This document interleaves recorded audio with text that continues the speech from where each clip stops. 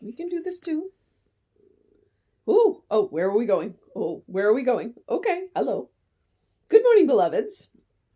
This is Chico. I'm not sure what's happening here. I told you that he's the one that's very independent until he decides that he wants affection, and then he's like in your face. Okay, I have a job to do, and you are in the way. I have a job to do, and you are in the way. Okay, so Chico is making his cameo. Okay, come on. No. Okay. Fortunately, we have a short reading today. The only problem is he's a big cat and this is a big book, so I don't know if I can manage them both. Let's see. All right. It is January 4th. Our title is The Importance of the Bible, and our author is Agnes M. Lawson, and this is Hints to Bible Study from 1920, and this is from the Divine Science Federation. All right. People are always striving up to God, and the Bible is the book of the meeting. This book grows in value to us as we grow in the knowledge of spiritual things. It interprets our own spiritual experiences and enables us to see the goal of humankind, the resurrection of the human race, above material limitations and darkness. It is the inspiration alike for the individual needs.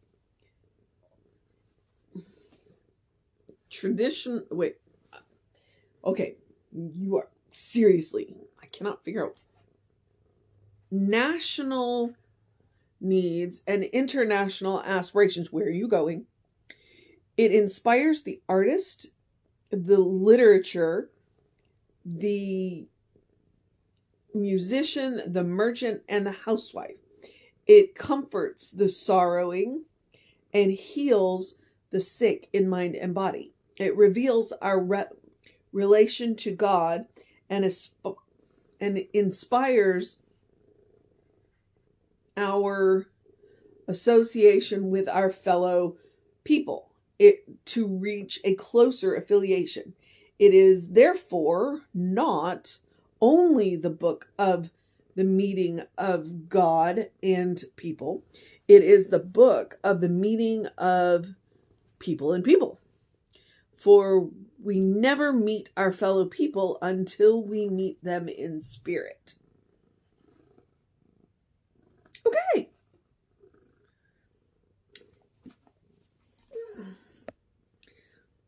Okay, yeah.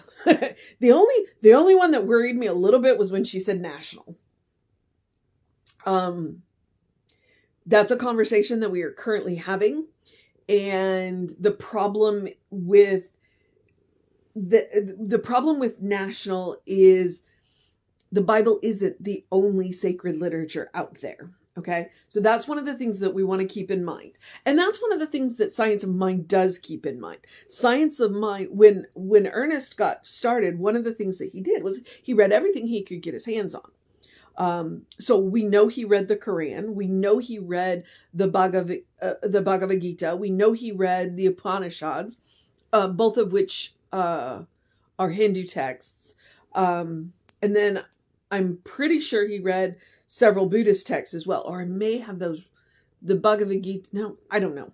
I don't remember I could have the Upanishads and the Bhagavad Gita wrong. I'm pretty sure they're Hindu. And then I don't know what the major Buddhist text is. So, but there's a whole bunch of sacred literature out there. And what we don't want to do is to have one sacred literature informing national interests, because then it leaves out everybody else who isn't necessary. And one of the other problems is that we are currently having is that while they are using sacred literature to inform their national interests, they are not using all of the sacred literature. They're cherry picking, and that's not okay either. Okay, so other than that, that's the only thing. It's like, let me get this off my chest before we get started. Because I do think that the Bible is an amazing book. I really do. I believe that the cat abandoned me for the sunbeam, by the way. That's why I'm a little more animated. I do think that the Bible is an amazing book. I think that, and I've read, if not all of it, darn near most of it. I own a number of I probably own about 7 or 8 Bibles. And the benefit of owning that many is there are books in, like, I have a student Bible that has like every book possible. Because the Protestant Bible and the Catholic Bible and the Eastern Orthodox Bible, they all have different books in them. They have mostly the same books. And then some denominations took certain books out and other denominations put other books in. And so, so when you think of the Bible, don't think of it as a book, think of it as a library. There's one, like Micah is like 4 pages, but Isaiah is like 64 pages. So, it's a library. It's a library, and it crosses, at least 3,000 years of history in its book. So it's not a book.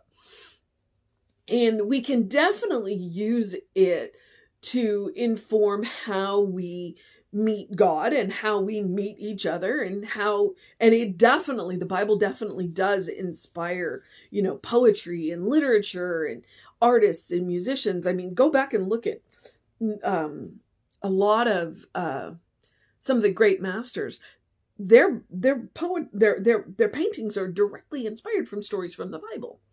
And some of them are, gory, and some of them are beautiful. And all of that. I will give you an example. One of the best-selling poets in the entire world, he may still be the best-selling poet in the world, Rumi, his poetry are meditations on the Quran. So tell me, sacred literature is very, very inspiring. And I actually do encourage you to read more than just the Bible. Because you'll see what it's often called the golden thread. You'll see in Hindu literature and Buddhist literature and Muslim literature and Christian literature and Jewish literature, you'll see the commonalities. And then you'll go, oh, we're not so different after all. We're not so different after all. And there may be something in one of the others. They just may have a turn of phrase that speaks to your soul in a way that you haven't had before. I'm a big believer in, I love sacred literature. And I also want to remind you, when we talk about sacred literature, the state of mind that you are in when you read it, you'll see different things. So read the Bible when you are sad. Read the Bible when you are angry. Read the Bible when you are happy. Read the Bible when you are joyful. Read the Bible when you are quiet and contemplative. Because you're gonna see different things. You could read the book of Micah because like I said, the book of Micah is only 4 pages. You could read it in every emotion that I just listed, every state of mind that I just listed, and you're gonna see different things in 4 pages. Try it. And bear in mind that the Bible is a number of things. It is an oral history. It is a metaphysical journey. It is a recording of lessons. It's all of these things. It's not any one of those things exclusively. I can get a little weird when you want to talk about biblical archaeology. And I have 2 problems with it. But one, I think one of the main reasons that I get kind of weird about biblical archaeology is because if you try and prove it, then you don't have faith. Think about that for a minute. So, But the other thing is when you try and prove it, it takes away the power of the story. You know, if you prove that it happened, then you can't put yourself into the character. Read the book of Esther, because I happen to love Esther. Read the book of Esther or the book of Ruth, or this. I shouldn't say the book of, because I'm not sure. But read their stories. Read the story of Ruth. Read the story of Esther, and put yourself in every single character's place. Now, Ruth, there's only 2 or 3 characters. Esther, there's a whole bunch of characters, and not all of them are nice. You know, not all of them are nice. With Ruth, all of the characters are nice, but the circumstances not so much. So, you know, if you go read the book of Esther and put yourself in one Esther, who is the heroine, put yourself in her uncle's position, who's trying to save his people and keep his niece alive. Put yourself in the king's position, who is doing things without noticing the ramifications. Put yourself in, I cannot think of his name. But he's like he's one of the elite council people to the king. Put yourself in his place and look where in your life have you done what he's done? Where have you set yourself up? It's like the king already knows that you're the one that did this, and you know, where in your life have you created your own punishment? So, you know, that's the power of, and that's why I like what she said. Yes, the Bible is absolutely about meeting God. It is, you know, it is a pathway to God. It's signposts pointing this direction, this direction, this direction. You know, you want to get closer to God, here's how. But it's also a good way, especially when you look at the teachings of Jesus, on how to relate to each other. Because a lot of, especially in what we call the Jewish Testament, a lot of that is about helping those people keep their identities. It's like, this is who we are in the face of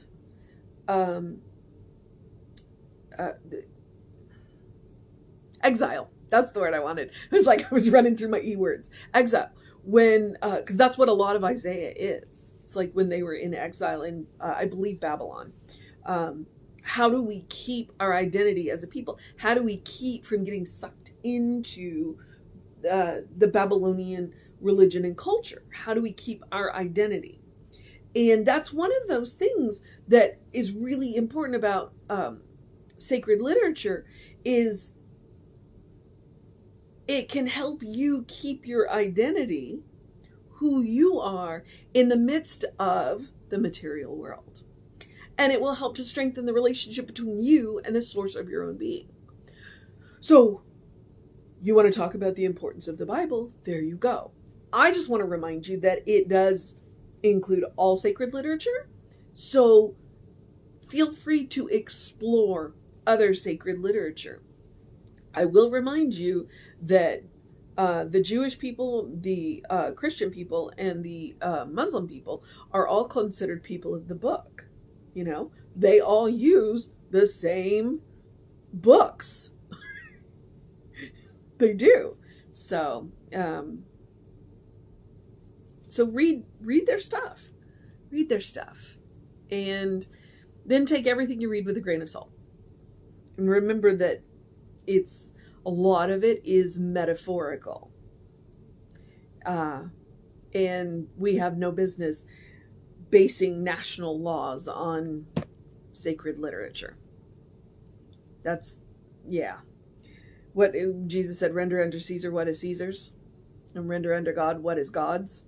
Okay? Let's not make national laws out of spiritual truths. That's going to be how we treat each other. The national laws are definitely different. Okay. All right. So, I would say the mission today, should you choose to accept it, should we choose to accept it, is to read sacred literature. Read it all. Read it all. I'm a big believer. Like I said, I own about 7 Bibles. I think I own 2 copies of the Quran. Well, mostly because I had a copy, and then when I took Islam, and I had such a fantastic teacher, I asked that teacher for a recommendation of a translation and bought the translation that he suggested. So, and he was a Sufi, which is the mystic branch of Islam. And so I was like, well, there are so many translations out there. Can you recommend one to us? And so that's why I own 2 copies of the Quran. And that's one of the things that's really good. It's like, that's one of the reasons why I own the book and the Way and the King James Bible. I do not like the King James Bible at all, because that one was translated with a political agenda, and you know how I feel about that. And I believe the book is the one that was translated into modern language. So I own the Catholic Bible because I really like it, and I own the it's HAMMAS, I think. And I own that one because that Bible was translated from Aramaic and Greek into English instead of going through the various translations that it's been through. So it's a cleaner translation, but it's not as warm as the Catholic Bible. The Catholic Bible is very warm. So, it's worth having multiple editions. All right, you've got your mission. The other mission is the same mission I give you every day, which is to do something loving for yourself, do something kind for yourself, do something compassionate for yourself, whatever that looks like. Big, small, doesn't matter. Point is to practice on yourself. The ultimate goal in the end is to have everything that you do be loving, kind, and compassionate. Once you start doing one thing, then it's easy to do the next thing. And then suddenly you notice everything you're doing is loving, kind, and compassionate. And believe me, the hard stuff can be done lovingly, kindly, and compassionately. And frequently it's less hard when we do it lovingly, kindly, and compassionately. Try it. I suggest it for the reasons of you are your own best test subject. You get immediate feedback. But the more important reason is because you are a beloved child of God. You deserve your own love. You deserve your own kindness. You deserve your own compassion. Honestly, the way you treat yourself is how you teach other people to treat you.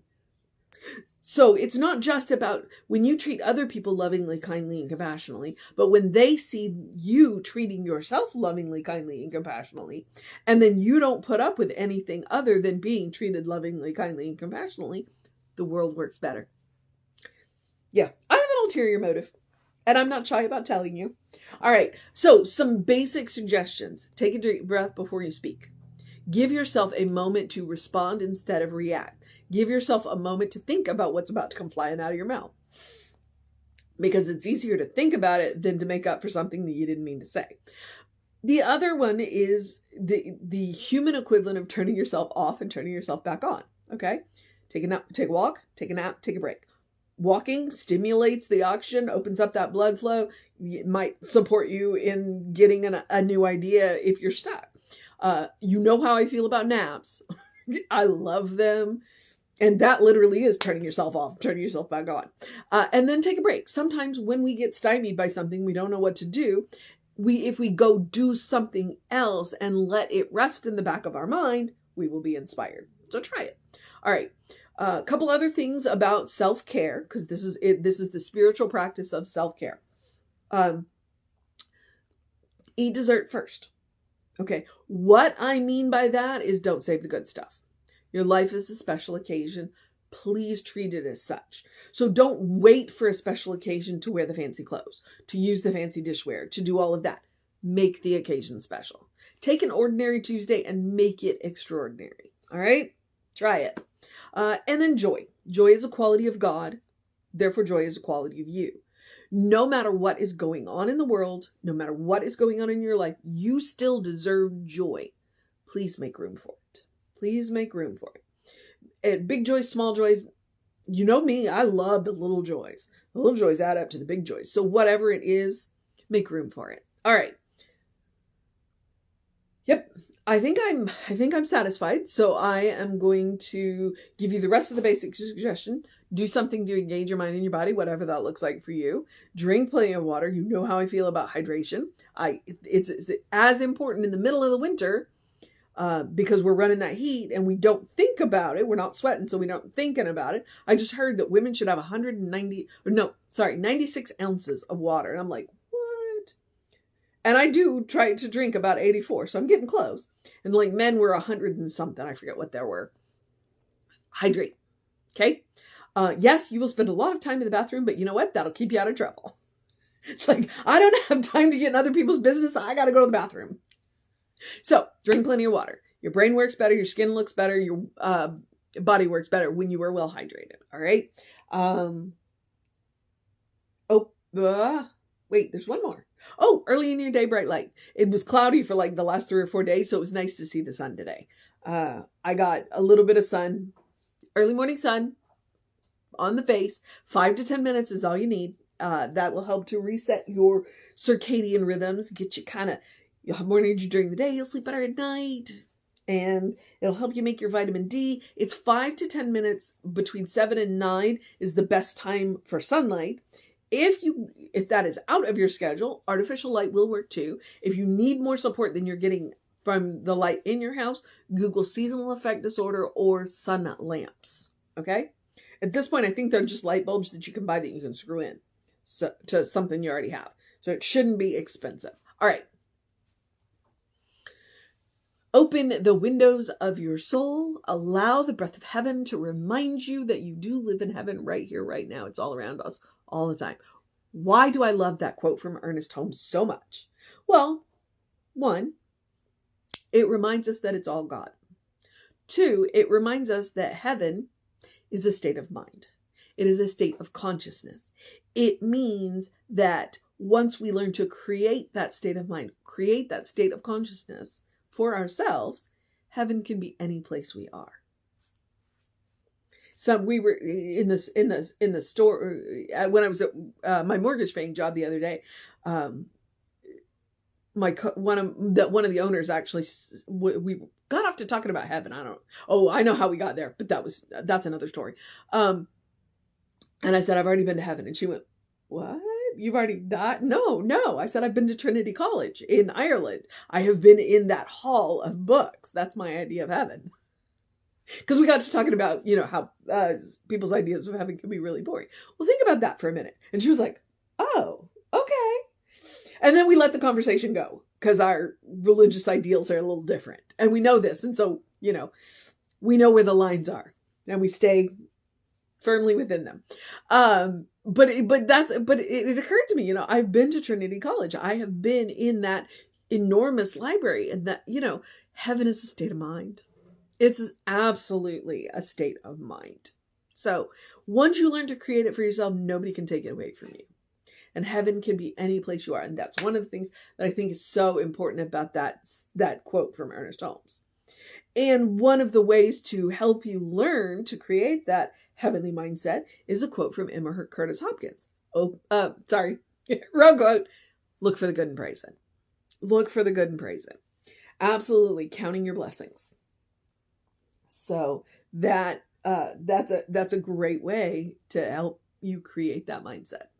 All right. I'm at the social media part. We are Creative Life Spiritual Center, Creative Life Spark. I'm the running Ryan on the social medias that I am on. I encourage you to subscribe, share, do all that kind of stuff. There are hours of content on YouTube. If you want to email info@creativelife.org, that will get you on the constant contact. And that will, once you get on the, once you start getting that email, and it's about 1 a week. He doesn't have time to do more than that. We won't flood your inbox. The hot links are hot. So there is a link in there that will take you right to the Soul Session playlist. That is an excellent playlist. So, click here now. All right.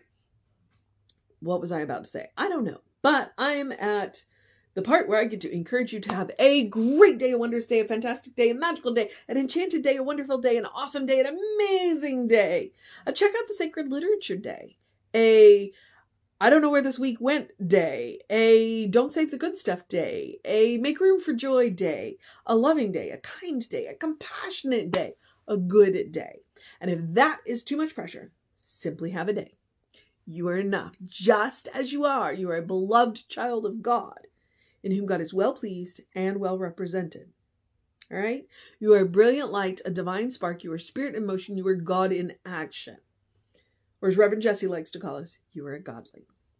All right, beloveds. I want to remind you, Reverend David should be on around 5 p.m. with you. I'll be back with you around 9 a.m. tomorrow. Take care of yourself. Know that you are loved, and I will see you next time.